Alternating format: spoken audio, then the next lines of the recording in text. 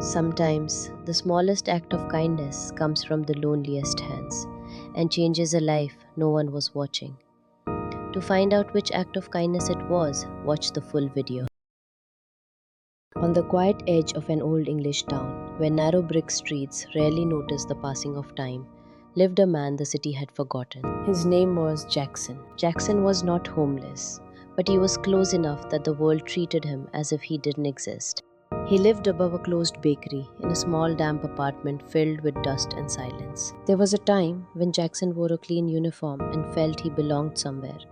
Then the factory closed, jobs disappeared, and life moved on without him. His wife passed away after a long illness, leaving behind a silence deeper than words. His daughter left for America, chasing a future he prayed for every night, one he knew with a heavy heart he could never give her. At first, there were phone calls, then letters, and finally silence. Jackson never blamed her, he blamed time.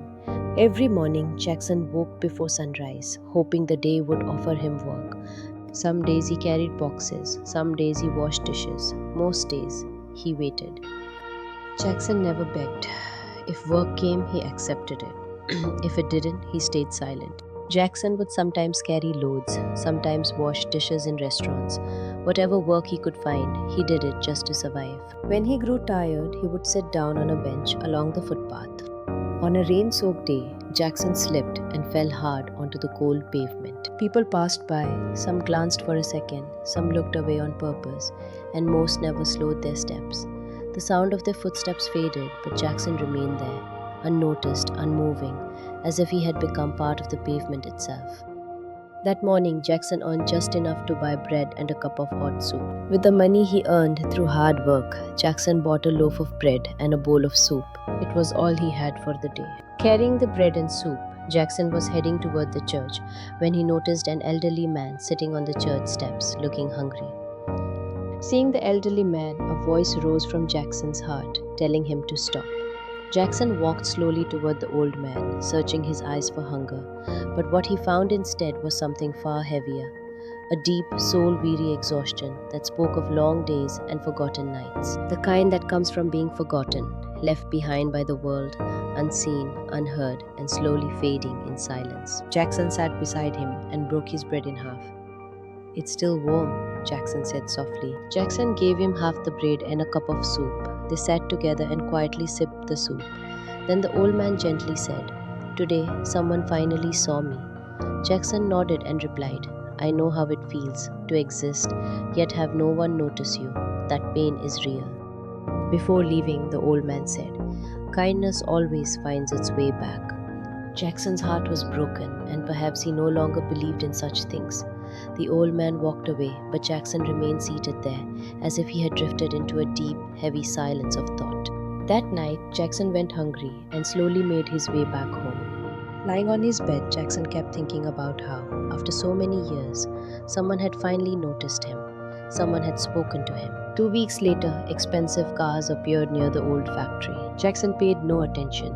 It wasn't his world. One morning, a man stopped him. "Are you Jackson?" Jackson watched the big black cars pass by when suddenly a man stepped out of one, approached him, and asked, "Are you Jackson?" Before he could respond, the man took him along and led him inside a large building. Inside the building, Jackson saw the same old man he had fed bread and soup outside the church. Seeing him now in elegant clothes, Jackson stood there in complete shock. Jackson was utterly stunned when he saw the old man. His name was Henry Caldwell. The man said to Jackson, "That day I went out to see who would show kindness after seeing my condition, and it was you, Jackson. You shared with me even the little food you had, food that was probably barely enough for you yourself." Henry Caldwell did not help Jackson by giving him money. Instead, he gave him dignity and a good job so he could live with self-respect. Jackson got a new job and began to fix his appearance. Now he had a good position and he wanted to live with dignity, his head held high. Jackson's life had changed, but his heart had not. He still stalked by the church steps, hoping someone else might be seen. Jackson would sit on the church steps as sunlight fell over him. Perhaps God had already repaid him for his kindness, because in that quiet moment, he finally felt alive. From this story, we learn the lesson that kindness is not measured by how much you have, but by how much you are willing to give. In a world that looked away, one quiet act chose to see. He didn't change the world, he changed how the world felt to one's soul. He gave no speech, no promise, only presence, and that was enough. What he shared wasn't bread, it was dignity. He didn't give from abundance, he gave from emptiness, and that is the rarest kind of kindness. When he shared his last piece of bread, he proved that humanity does not begin with having, it begins with caring. The world walked past him every day, yet in one moment, he became the world for someone else. Not all kindness changes the future. Some kindness exists only to save the present. He had nothing left to give except himself, and somehow that was enough. He lived most of his life unseen, but in one quiet moment, he made someone else feel visible. He had little to offer the world, yet he offered something priceless kindness when it mattered most. If this story touched your heart even for a moment, please subscribe to our channel. Your support helps us continue sharing stories that remind us we are still human.